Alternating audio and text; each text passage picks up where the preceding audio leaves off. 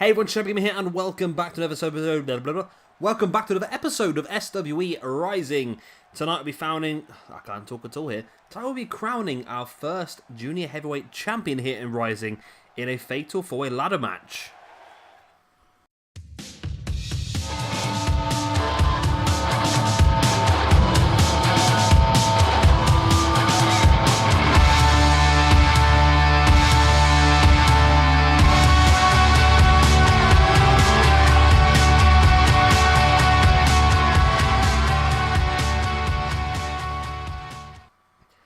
But first night we have ourselves a submission match between Reilly and Zack Sabre Jr. Another cracker.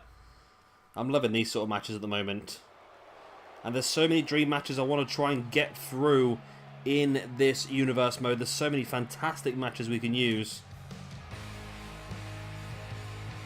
Just be a case of trying to squeeze everything in. And that's the reason why I had a few people say about certain people miss on the roster and this, that and the other, but remember, we've got to squeeze everyone on the roster.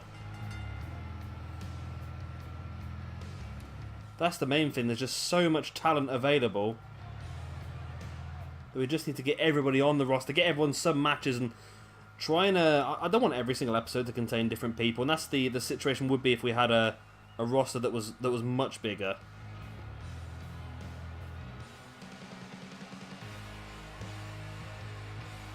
But I think we've got a very good roster here.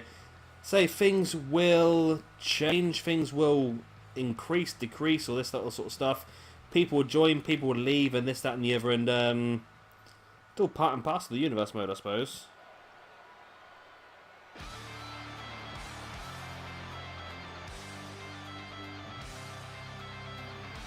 Of course, Reilly in a very opening episode of this universe mode defeated Chris Benoit in a submission match. So it'd be interesting to see what happens here. Zack Sabre Jr.'s first appearance, I believe it is. Yep. So Zack will also be looking to try and impress here. Try and get himself involved in the junior heavyweight division. And maybe even the Intercontinental Championship division as well. It'd be a nice place for him to be. I think junior heavyweight, as well as Reilly actually as well, junior heavyweight could be a good shout for either of them too. Also tonight we're going to see Lee Vs The Mack after this match. And then, like I said, that Junior Heavyweight Championship ladder match coming up for you. Travis Banks, who defeated Shinsuke Nakamura a few weeks back, faces off against Neville, Ricochet, and Will Ospreay in that ladder match. So 3 big matches for you here this evening. And what we know, is it Saturday today? I believe it should be Saturday. It is. So tomorrow's episode as well, another massive one. Tomorrow we're going to crown a #1 contender for the Intercontinental Championship. A little bit of a, not spoiler, a little bit of a build-up for tomorrow. It's going to be Nakamura versus Ibushi versus Naito in that Intercontinental Championship #1 contendership match. Also on tomorrow's episode, Cassius Ohno versus Daisuke Sekimoto in a nice strong style match. And then Jushin Thunder Liger versus Eddie Guerrero. So again, tomorrow's episode is looking pretty stacked as well. They're all stacked. Every single one, because the amount of talent that we have at our disposal, every single match is stacked. Of course, Zack is part of New Japan, and I believe he actually main evented a show recently. So it was Zack Sabre Jr. versus Kenny Omega recently, I believe, for the IWGP Heavyweight Championship. And because Zack won... What did Zack win? He didn't win the G1, he won the other one. I can't remember what it was now. He won something recently. I can't remember. Either way, you got a championship match out of it. So remember submission rules here. So first person to tap out. Disqualifications and countouts do count still. Of course, there's no pinfalls in this one. But both these guys are very proficient in submission wrestling. Like I said, Reilly was able to make Chris Benoit tap. Now he's looking to do the same here with Zack Sabre Jr. as well. So yeah, some big matches still to come for you on Tuesday upcoming. There is going to be a United States Championship match as CM Punk makes his first championship defense. I'm not giving out much detail on that. And then on Thursday, we're going to crown our first tag team champions. and also a United States Championship #1 contendership match as well as a fantastic match showcasing two absolute legends of Japanese wrestling. So lots of action coming up for you over the next week of SWE Rising. Hope you guys are enjoying the series. I'm quite enjoying the new format. I think it's a bit cleaner. I think I want to do just amazing matches.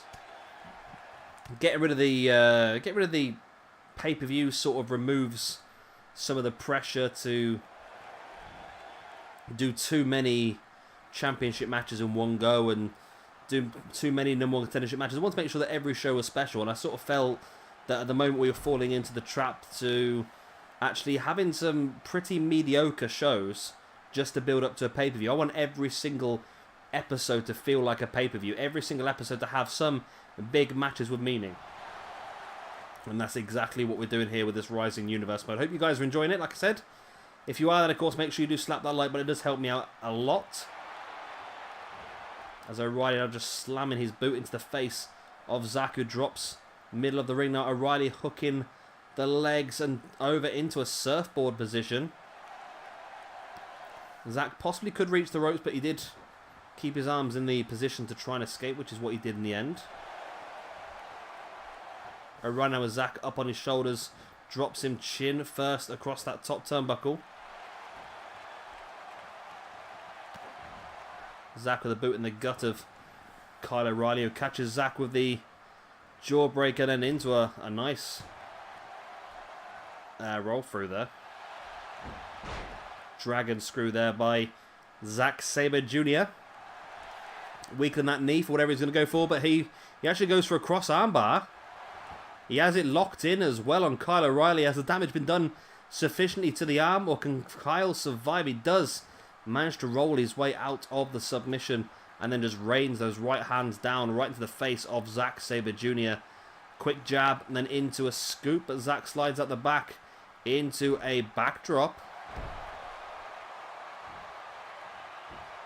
Zack now locking in the head scissors on Kyle O'Reilly. What's that shirt in the background? Totally... I don't know if it's that shirt that is. Is it Fearless? Yeah, it's a Bella t-shirt, isn't it? I've never seen that t-shirt before, but it's totally Fearless. It's a Brie Bella or Nikki Bella t-shirt, I suppose. Nothing interesting. Both guys going for the kicks, but O'Reilly catching Zack from behind now. A reverse Dragon Sleeper. But Zack able to break free with a stiff right hand into the arm of Kyle O'Reilly, who has been busted open and gets dropped flat on his face, middle of the ring here as well. Zack now hooking the legs, just stamping on the back of the knees, pain rushing through the body of Kyle O'Reilly. Zack sends O'Reilly into the corner, but O'Reilly was playing possum and caught Zack with that DDT. Zack with the uppercut though on O'Reilly, getting back in control once again and spins him into that cross armbar once again, but O'Reilly, does he have the rope? He should have the rope from here. Come on, ref. Thankfully he does break free, because that would have been a terrible, terrible, terrible match.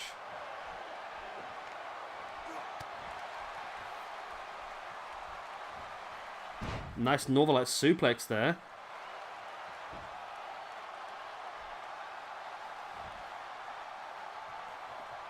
And there's that surfboard once again by O'Reilly. I'm sure this is how he beat Benoit. Benoit breaks free.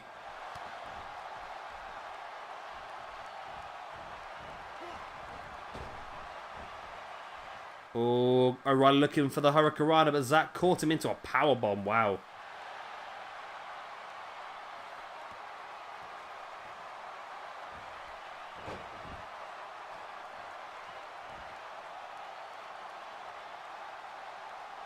Zack locking in this Indian deathlock, but O'Reilly breaks free.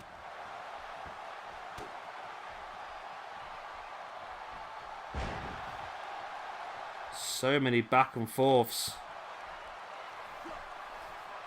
O'Reilly with the front chance. We're now in the back of Zack, and Once again, locking in that reverse Dragon Sleeper.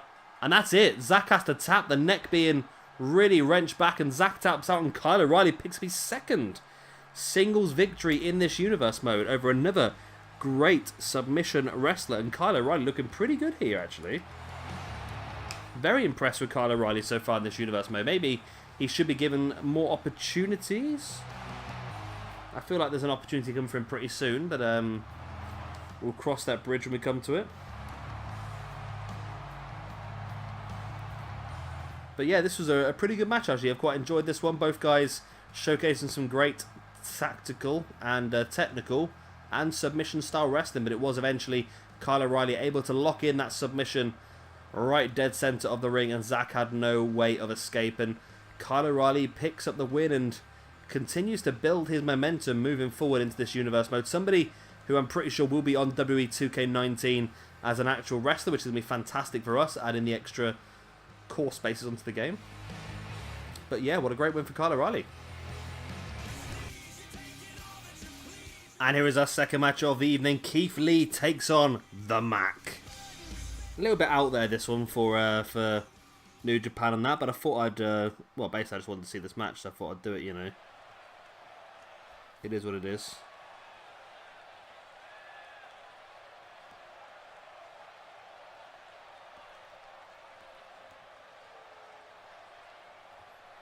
But hey ho.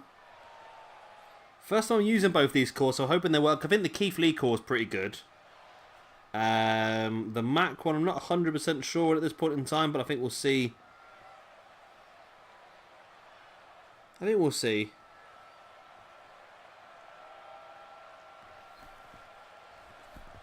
Yeah, the Keith Lee looks pretty good.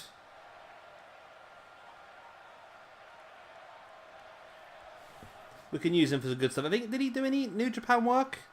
I know Jeff Cobb's doing New Japan work at this point in time, isn't he? Yeah, I'm sure Jeff Cobb's doing a bit of New Japan work. I don't think Keith Lee did, because he must have known about this impending move to WWE at this point in time.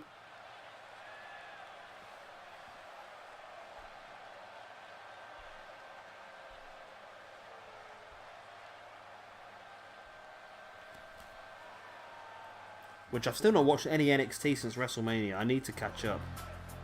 I'm so far behind. I need to catch up. This Mack is okay.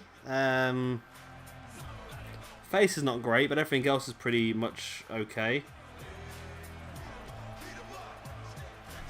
Yeah, it's decent. It'd be pretty good if we do some sort of Lucha Underground style universe mode at some point as well. Which is very much the format that we're copying here, is the Lucha Underground style format. The short episodes, free matches, no pay-per-views apart from the finales. It's pretty cool, actually. I'm really enjoying this.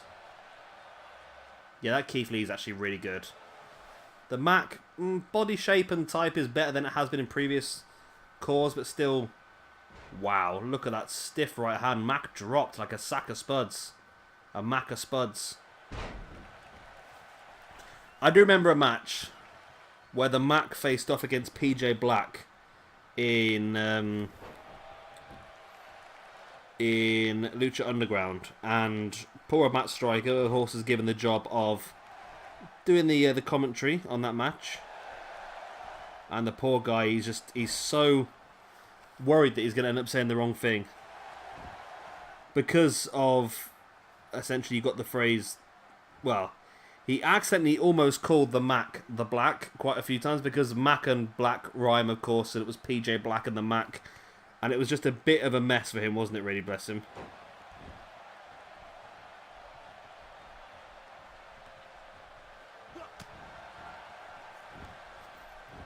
I'm sort of hoping for a Keith Richards.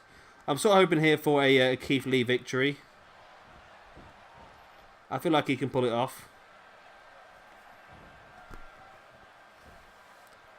Just because I feel like it's a much better core, we'll probably get a lot more use out of it in the future. Whereas the Mack, I'm still not 100% sure on this Mack core. That's one of the things I do take into account a lot when we build rosters on this game is, again, I know it's great to have a roster of everyone, but that would make no sense having 500 people on one roster. That would be crazy. But I also do take into account quite largely the core as well. Who we can get a hold of is an important one, I think. So who we can get a hold of, how good the cores look. Oh, nice standing moonsault there by Keith Lee, then slamming the arm of the Mack into the mat. I've actually heard rumours as well, you know, that Keith Lee's going to get moved up to the main roster very, very soon. Like, he's only going to be a very, very short NXT time, and probably just learn the ropes of, like, TV recording, so where the hard cams are and where to point and where to do this and that and the other. Learn all that sort of stuff. The pounce there by Keith Lee on the Mack. Yeah, I feel like it's really going to be very much like that, I think.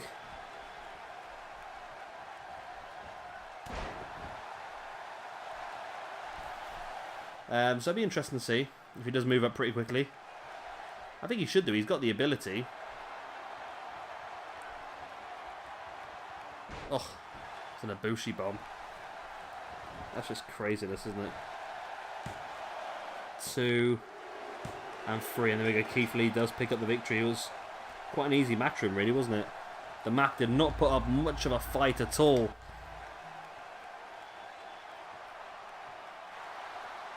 So there we go. Keith Lee victorious over the Mack. The Mack back up on his feet. The Mack Daddy. And there is the handshake.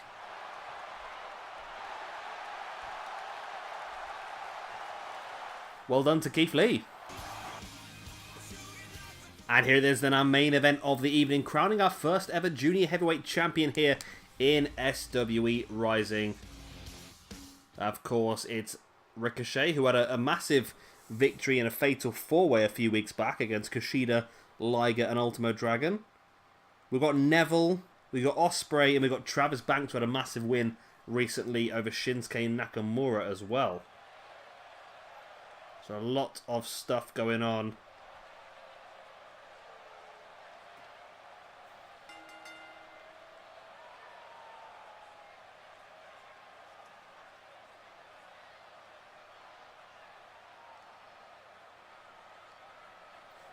Travis Banks then on his way to the ring. Someone who's a definite, well, I think everyone's a favourite to win this, aren't they, really?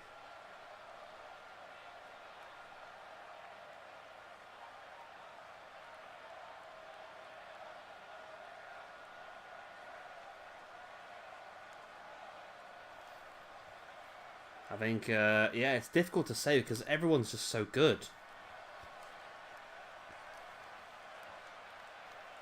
I mean, Travis Banks, like I said, defeated Nakamura.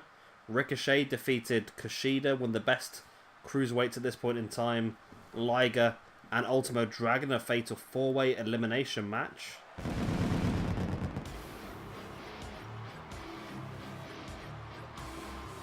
And of course, Neville and Ospreay are just fantastic as well in general.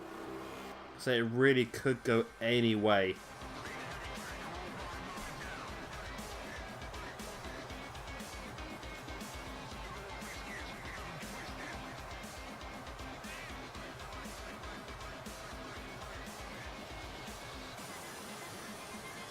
Here is then King Neville, the king of the cruiserweights in his own words. Will he be crowned that here by the end of tonight?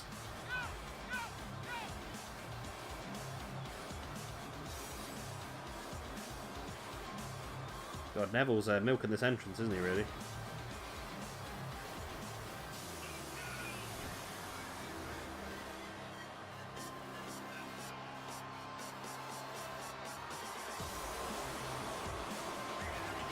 So yeah, I'm looking for this one. Ladder matches are notoriously a little bit iffy on this game. I'm hoping this one's going to be good.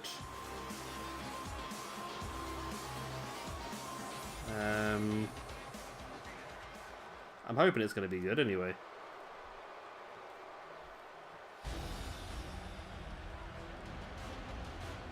It's always my hope coming into these games.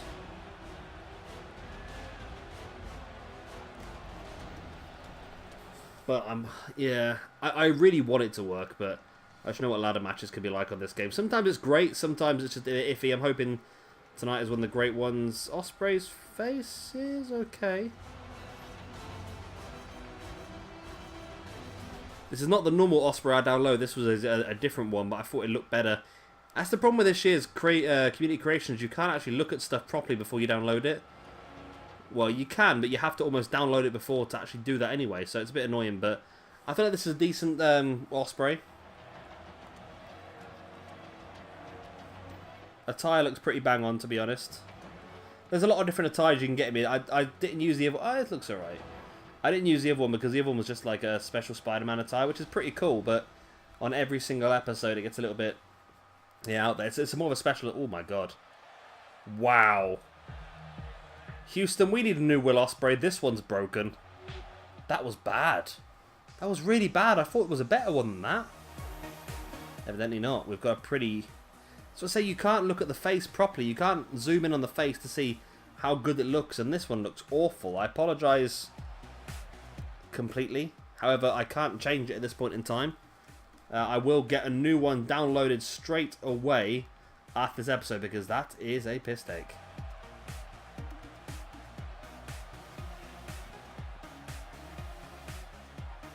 Really poor.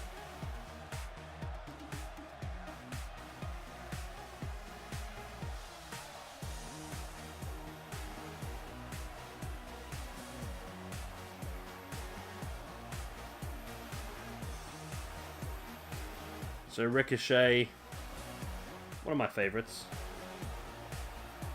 You gotta be in you.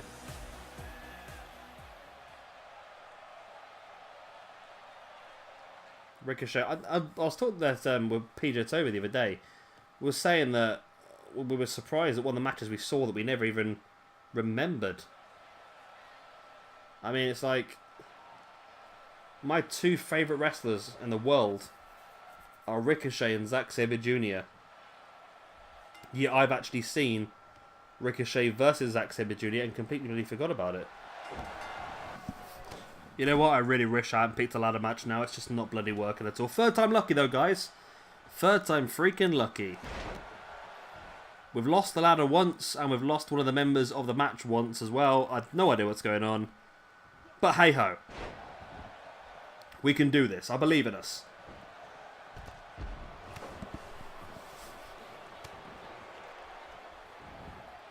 My beer's gone warm now. I do apologise if I just cut myself off mid-sentence, which is a very possible thing I could have done there. Because obviously I've had to cut out that entire recording I just did of the match beforehand, which never finished. And the match before that, which again never finished. We lost that ladder. We only started the match with one ladder in the first attempt. I don't know why. There was no ladder in this front bit. There was only a ladder at the back. That ladder at the back was brought into the ring and somebody dropped on it and then it pinged off into the distance. Literally, it just disappeared away into the distance. I had no idea where it went. But there you go. That's 2K and that's Ukes for you. Couldn't build a stable game if their life depended on it, eh? Hey ho. Maybe 2K19 would be better. We've seen the last few days that a few bits of announcements have come out, and I've read today when I'm recording this that we're getting a Daniel Bryan showcase mode, which is pretty cool actually. I like that idea.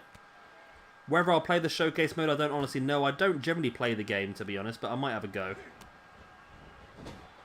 Although there's much point because you guys will be playing it anyway. Do you want to watch me do it? You'll do it yourself, so there's not much point really, I suppose, is there?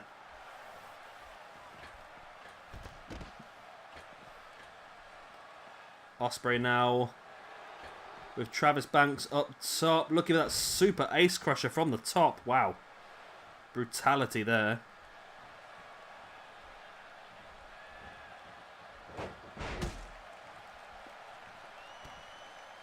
And of course Travis Banks had a fantastic time recently, like I said earlier on. A win against Shinsuke Nakamura only a few episodes ago. That was massive for him. And that grants anybody a massive opportunity. Especially when they're trying to destroy the hybrid of Will Ospreay and Mr. Chinless Wonder himself, James Ellsworth, which looks like what we've seemed to have achieved here. So the body of Will Ospreay and the face and hair of James Ellsworth. I don't quite understand how that works, but that's exactly what we have here today. Exhibit A in the ring, of course. Nice dragon screw there by Travis Banks, catching the knee of Will Ospreay. Now bringing Ospreay back up to his feet, and Banks sends him into the corner. Hoisted up top, and Travis Banks looking to continue the assault. It's going to go for here. Oh no. Brainbuster on the turnbuckle. Wow. Love it.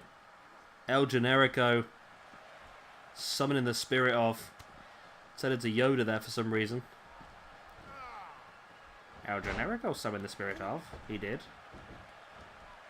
Nice. Nice handstand there, Ricochet, or cartwheel, whatever you want to call it these days. If you want to call it its Latin name. 619 by Ricochet as well here on Neville.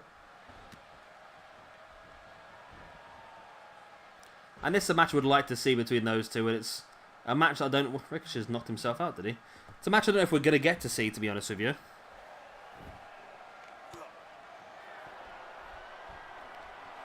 Because of the current situation with Neville and his contract and so forth.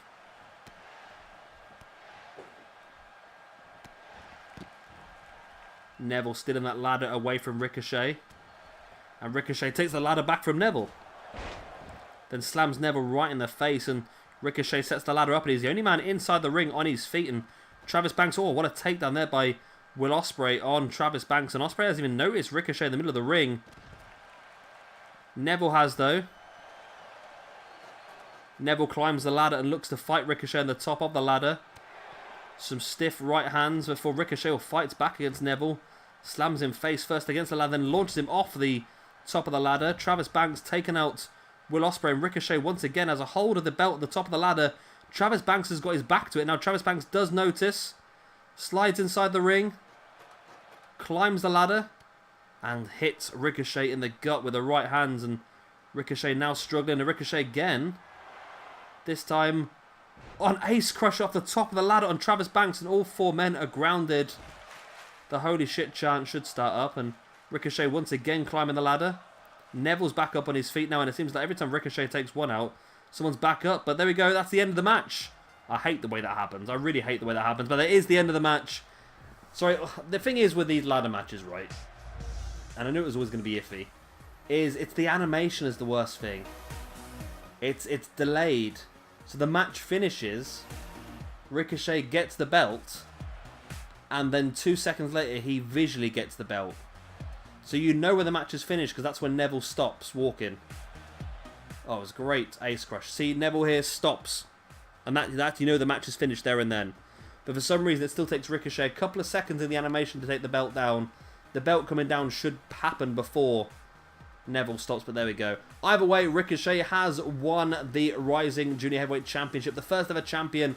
And if there's one thing we've learned from this match, and from this episode in general, it's to avoid ladder matches as much as possible in the future, because they do not bloody work. They're just annoying looking, aren't they? If only Neville was still grounded, that would have been a great finish to the match, but there you go. Either way, I've always said that I won't re-record anything unless it's a massive glitch or a problem, which we did have twice with this match, so third time lucky, and we did get a finish. Wasn't necessarily the best finish in the world, but we got a finish. And yeah, like I said, Ricochet is your first ever Rising Junior Heavyweight Champion. Anyway guys, if you've enjoyed this video of SWE Rising, please do hit a like and of course subscribe if you want to see some more. I've been Shabby Gamer, thank you much for watching, and I'll see you all very, very soon for our next episode of SWE Rising. Bye.